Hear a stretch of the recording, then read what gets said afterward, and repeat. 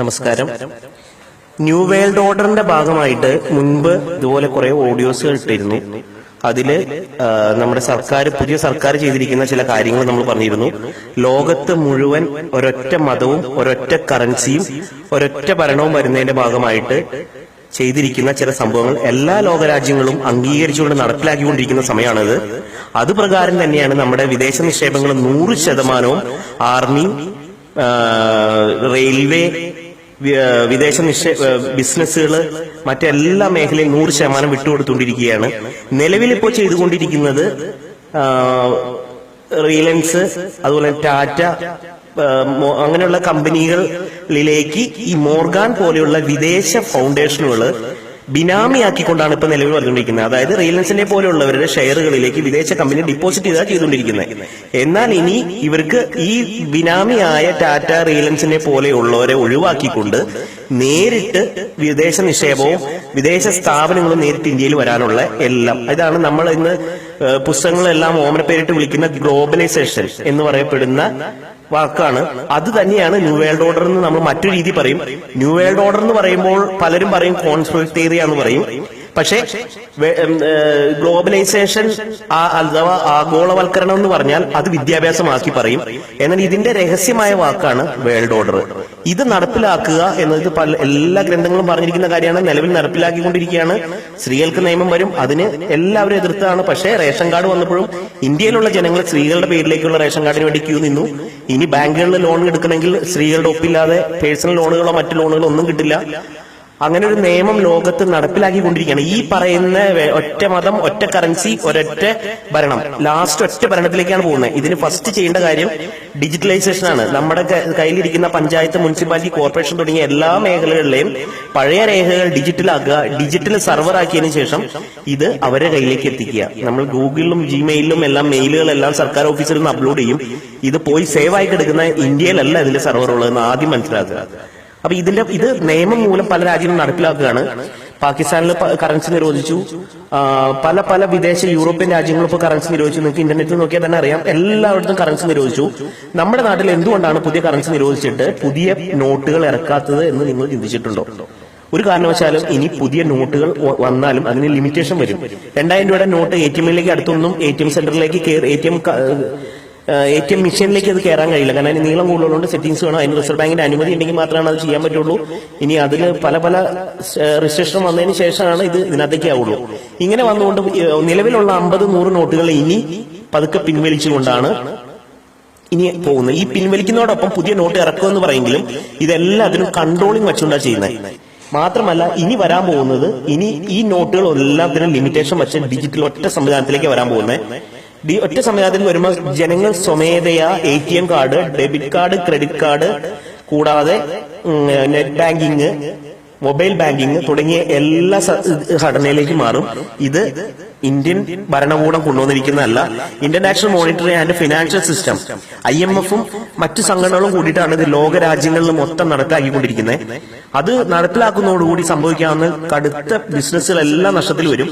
കോടിക്കണക്കിന് രൂപയുടെ നഷ്ടം ഉണ്ടാവും എല്ലാ രാജ്യങ്ങൾക്കും. പക്ഷെ ഈ പണം എല്ലാം സർവറിൽ കയറും, സർവർ അവരെ കൺട്രോളിലേക്ക് പോകും. ഇതാണ് ഇനി വരാൻ പോകുന്നത്. ഇത് കൂടാതെ ഇനി സംഭവിക്കാൻ പോകുന്നത് അടുത്തത് സ്ഥലങ്ങൾ ഏറ്റെടുക്കുന്ന ഒരു അവസ്ഥയിലേക്ക് വരും. അതുപോലെ സ്വർണങ്ങൾ. ഇതിന് ഇനി നിങ്ങൾ അടുത്തത് ചെയ്യേണ്ട മാർഗം എന്താണെന്ന് വെച്ചാൽ, ഇപ്പൊ തന്നെ എല്ലാവരും പേഴ്സണൽ പാൻ കാർഡിൽ പേഴ്സണൽ ഇൻകം ടാക്സ് മന്ത്ലി ചെയ്യുക. മിനിമം 2.5 ലക്ഷം രൂപയെങ്കിലും, 1 രൂപ പോലും ഇല്ലാത്തവരാണെങ്കിലും 2.5 ലക്ഷം രൂപയെങ്കിലും നിങ്ങൾ ഇൻകം ടാക്സ് റിട്ടേൺ ഫയലിംഗിൽ ഇൻകമായി കാണിക്കുക. ഒപ്പം ഇൻകം ടാക്സ് റിട്ടേൺ ഫയലിംഗ് പുതിയൊരു ഓപ്ഷൻ ഉണ്ട്. നിങ്ങൾക്ക് ഉണ്ടാവുന്ന സ്ഥലം എത്രയുണ്ട്, നിങ്ങളുടെ കയ്യിലിരിക്കുന്ന സ്വർണം എത്രയുണ്ടെന്ന് സബ്മിറ്റ് ചെയ്യാനുള്ള ഒരു ഓപ്ഷൻ ഉണ്ട്. അത് കൃത്യമായി നിങ്ങളുടെ കയ്യിലിരിക്കുന്ന എമൗണ്ടുകൾ കൃത്യമായി അപ്ലോഡ് ചെയ്യണം. അതല്ല എന്നുണ്ടെങ്കിൽ നിങ്ങൾ എത്ര സ്വർണം വാങ്ങിച്ചു കൂട്ടിയാലും ഒരു സുപ്രഭാതത്തിൽ അത് പിടിക്കാനുള്ള വരും. സ്വർണത്തിന് ഇനി പാൻ കാർഡ് നിർബന്ധമാക്കുകയാണ്. എല്ലാ ജ്വല്ലറികളും പാൻ കാർഡ് ബില്ലിംഗും സ്ട്രിക്റ്റ് ആക്കുകയാണ്. അവർക്കും ഈ പറയുന്ന 20,000-ന് മുകളിലുള്ള കറൻസി ട്രേഡിംഗ് പാടില്ല എന്നുള്ള നിയമം വരും. ഇത് ഓഡിറ്റിംഗ് നിയമത്തിലും ക്യാഷ് ഇൻ ഹാൻഡ് എന്ന എമൗണ്ട് 20,000-ന് മേലെ ട്രാൻസ്ഫർ ചെയ്യുന്നവർക്ക് അടുത്ത വർഷത്തെ കമ്പനികളായാലും സ്ഥാപനങ്ങളായാലും അടുത്ത വർഷം ഓഡിറ്റ് ചെയ്യുന്ന സമയത്ത് ഇൻകം ടാക്സിന്റെ കയ്യിൽപ്പെടുകയും വരും വർഷങ്ങളിൽ ഈ 20,000-ന് കൂടുതൽ ട്രാൻസാക്ഷൻ ചെയ്തിരിക്കുന്നവർക്ക് ക്യാഷ് ഇൻ ഹാൻഡ് മണി ആയിട്ട് ട്രാൻസാക്ഷൻ ചെയ്തിരിക്കുന്ന വാങ്ങിക്കുകയോ വിൽക്കുകയോ ചെയ്യുമ്പോൾ 20,000 രൂപ കൂടുതൽ ട്രാൻസാക്ഷൻ ചെയ്തിരിക്കുന്നവർക്ക് പെനാൽറ്റി വരും. അങ്ങനെയുള്ള സ്ഥാപനങ്ങൾ പെനാൽറ്റി വരും. ഇനി ചെയ്യാമെന്ന് നിങ്ങൾ ATM കാർഡ് വാങ്ങിക്കുക, ഇന്റർനെറ്റിലോ യൂട്യൂബിലോ പോയി സെർച്ച് ചെയ്ത് മൊബൈൽ ബാങ്കിങ് എങ്ങനെയാണെന്ന് കണ്ടുപിടിക്കുക. അതിനുശേഷം മൊബൈൽ ബാങ്കിങ്ങിലൂടെ പണം മാറുന്ന സിസ്റ്റം എല്ലാവരും ചെയ്യുക. കൃത്യമായ ഓഡിറ്റിംഗും ചെയ്യുക. ഇതൊക്കെയാണ് സാധാരണക്കാരന് ഇനി ചെയ്യാൻ പറ്റാവുന്ന കാര്യങ്ങളുള്ളൂ. കാരണം നോട്ടുകളിൽ എല്ലാത്തിനും രജിസ്ട്രേഷൻ വരും. അടുത്ത നിയമം വരാൻ പോകുന്ന കസ്തൂരി രംഗൻ പോലുള്ള നിയമങ്ങൾ വരും. സ്ഥലം തറവിലയ്ക്ക് താഴെ ആർക്കും വിൽക്കാൻ തറവിലയ്ക്ക് മാത്രമേ വിൽക്കാൻ പറ്റുള്ളൂ. അതിന് മുകളിൽ വിൽക്കാൻ പാടില്ലാത്തൊരവസ്ഥ വരും. ഇന്ന് 1 ലക്ഷം രൂപ തറവിലയുള്ള സ്ഥലം എല്ലാവരും 10ഉം 15ഉം ലക്ഷം രൂപയ്ക്ക് വാങ്ങിച്ചിട്ട് 1 ലക്ഷം ആധാരത്തിൽ കാണിച്ച് റവന്യൂ വകുപ്പിനെ ചതിക്കുന്ന രീതിയാണ് ഇന്ന് മൊത്തത്തിൽ നടന്നുകൊണ്ടിരിക്കുന്നത്. അപ്പൊ ഇങ്ങനെ വാങ്ങിച്ചിരിക്കുന്ന സ്ഥലം തറവിലയ്ക്ക് 5ഓ 10ഓ ലക്ഷം കാണിച്ചുകൊണ്ട് കോടിക്കണക്കിന് രൂപയ്ക്ക് പണം വാങ്ങിച്ചു കൂട്ടിയിരിക്കുന്നവരുടെ സ്ഥലം ഇനി വിൽക്കണമെങ്കിൽ പുതിയ നിയമത്തിലൂടെ തറവിലയ്ക്ക് മാത്രമേ വിൽക്കാൻ പാടുള്ളൂ. അങ്ങനെ ഒരു നിയമത്തിലേക്കാണ് അടുത്ത് വരുന്നത്. അത് വന്നാൽ നിങ്ങളുടെ എല്ലാ സ്ഥലം കൂടാതെ 1.5 ഏക്കറിൽ കൂടുതലുള്ള സ്ഥലം ഒരു പക്ഷേ സർക്കാരിന് പിടിച്ചെടുക്കുകയോ അതല്ലെങ്കിൽ മറ്റു ബിസിനസ് ഇനി ഫ്ളാറ്റ് സമ്പ്രദായം വരികയാണ്. ദാരിദ്ര്യരേഖയ്ക്ക് താഴെയുള്ളവരെ ഫസ്റ്റ് ഫ്ളാറ്റുകൾ വൻകിട കോർപ്പറേറ്റ് കമ്പനികൾ ഫ്ളാറ്റുകളിലേക്ക് മാറ്റുന്ന സിസ്റ്റം അടുത്ത് വരികയാണ്. അങ്ങനെ ഫ്ളാറ്റുകളിലേക്ക് വരുമ്പോൾ ഫ്ളാറ്റിലേക്ക് എല്ലാ ജനങ്ങളെയും കൂട്ടത്തോടുകൂടി മാറ്റും. അവർക്ക് നിശ്ചിത നികുതി കൊടുത്ത് അവർക്ക് താമസിക്കുന്ന ഒരു അവസ്ഥയിലേക്കാണ് ഇനി വരാൻ പോകുന്നത്. അപ്പോ ഇങ്ങനെയുള്ള സ്ഥലങ്ങളിലേക്ക് ഫ്ളാറ്റുകൾ വരുമ്പോൾ നമ്മുടെ ഈ പറയുന്ന സ്ഥലങ്ങൾ പിടിച്ചെടുക്കാം. മാത്രമല്ല വികസനത്തിന് വേണ്ടി റോഡ് മറ്റുള്ള കാര്യങ്ങൾ എന്ത് വന്നാലും നമുക്ക് സർക്കാർ പറയുന്ന തുച്ഛമായ തുക തന്നുകൊണ്ട് നമ്മുടെ വീട്ടിൽ നിന്ന് നമുക്ക് ഇറങ്ങേണ്ട നിയമം നിലവിൽ പാസ്സായി കഴിഞ്ഞിരിക്കുന്നു. അപ്പൊ ഇനി വരാൻ പോകുന്ന ജനങ്ങൾക്ക് വളരെയേറെ കഷ്ടപ്പെട്ട രീതിയാണ് വരാവുന്നത്. അതെല്ലാം കൊണ്ട് കൃത്യമായി കണക്ക് ചെയ്ത് ഇൻകം ടാക്സ് റിട്ടേൺ ഫയൽ ചെയ്യുക.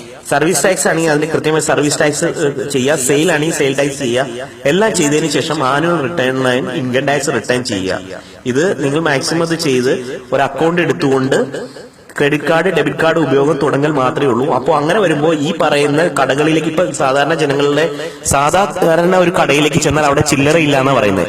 ചില്ലറ ക്ഷാമം രൂക്ഷമാകും. ഇത് മനഃപൂർവ്വം രൂക്ഷമാക്കുന്നതാണ്. രൂക്ഷമാകുമ്പോൾ ഓട്ടോമാറ്റിക് എല്ലാവരും വലിയ വലിയ സൂപ്പർ മാർക്കറ്റിലേക്കും സൂപ്പർ മാളുകളിലേക്കും പോകും. അവിടെ കാർഡ് കൊടുത്താൽ എന്ത് സാധനം യഥേഷ്ടം കിട്ടും. അപ്പൊ ചെറുകിട കടക്കാരുടെ എല്ലാ ബിസിനസ്സുകളും പൂട്ടും. അങ്ങനെയാണ് പറയുന്നത്. സാധാരണ ഇപ്പോ ആരും പണത്തിന് വേണ്ടി അല്ലെങ്കിൽ പണം ഇല്ലാത്തത് കൊണ്ട് എല്ലാ സാധാരണ പണിക്കാരെയും തൊഴിലാളികളെയും ഇനി ജോലിക്ക് വരണ്ട എന്നുള്ള ഓർഡർ ആയിരിക്കുകയാണ്. അപ്പൊ അതുകൊണ്ട് തൊഴിലാളികളുടെ പണി എല്ലാം ഇപ്പൊ സ്റ്റോപ്പ് ചെയ്തിരിക്കുകയാണ്. ഇത് വളരെയേറെ സാമ്പത്തിക പ്രശ്നമാണ് ഇപ്പൊ വരുത്താൻ പോയിക്കൊണ്ടിരിക്കുന്നത്. ഇനി വരുന്ന നല്ലൊരു സാമ്പത്തിക പ്രശ്നം വരും. ഇത് 2 ആഴ്ച കൊണ്ട് 1 മാസം കൊണ്ട് മാറും എന്ന് പറഞ്ഞാലും നോട്ടുകളുടെ അഭാവം, നോട്ടുകൾ ലിമിറ്റ് വയ്ക്കുകയാണ്. അതുപോലെ തന്നെ NEFTക്ക് ചില ബാങ്കിൽ നിന്ന് ചില ബാങ്കിലേക്ക് ലിമിറ്റേഷൻ ഇപ്പോഴും വച്ചിരിക്കുന്നത് കറണ്ട് അക്കൗണ്ടിലുള്ള ലിമിറ്റേഷൻ ഇപ്പോൾ വച്ചുകൊണ്ടിരിക്കുകയാണ്. ഇത് കള്ളപ്പണം മാറ്റാനോ അല്ലെങ്കിൽ കള്ളനോട്ട് പിടിക്കാനാണോ എന്ന് പറയുന്നത് ഒരിക്കലും അതല്ല. ഒരൊറ്റ കറൻസി കൊണ്ടുവരുന്നതിന് വേണ്ടിയിട്ടാണ്. ഇനി ഡിജിറ്റലാണ് വരാൻ പോകുന്നത്. ഇനി ATM card debit card net banking ഇല്ലാത്ത ഒരാൾക്കും ഇത് ഒന്നും ചെയ്യാൻ പറ്റാത്ത അവസ്ഥ വരും. ഇങ്ങനെ വരുമ്പോൾ സാമ്പത്തികമായിട്ട് എക്കണോമിക് ആയിട്ട് ഭയങ്കര ഒരു പ്രശ്നം വരും. സാമ്പത്തികമായ പ്രതിസന്ധി വരും. ഒരുപാട് സാധാരണ ജനങ്ങൾക്ക് ഒരുപാട് സമയം, ഇന്നിപ്പോ 2 3 ദിവസമായിട്ടുള്ളൂ ഇത്രയും പ്രശ്നങ്ങൾ വന്നിട്ട്. അപ്പൊ അതുകൊണ്ട് ഇനി നിങ്ങൾ ചെയ്യേണ്ടത് സ്ഥലത്തിന്റെ കാര്യങ്ങൾ കൃത്യമാക്കുക, ആധാര കാര്യങ്ങൾ കൃത്യമാക്കുക. അതുപോലെ തന്നെ ഇങ്ങനെ കൂടുതൽ ഏക്കർ സ്ഥലങ്ങളുള്ളവര് കൃത്യമായ രീതിയിൽ അതിന് റിട്ടേൺ ടാക്സ് അടയ്ക്കുക.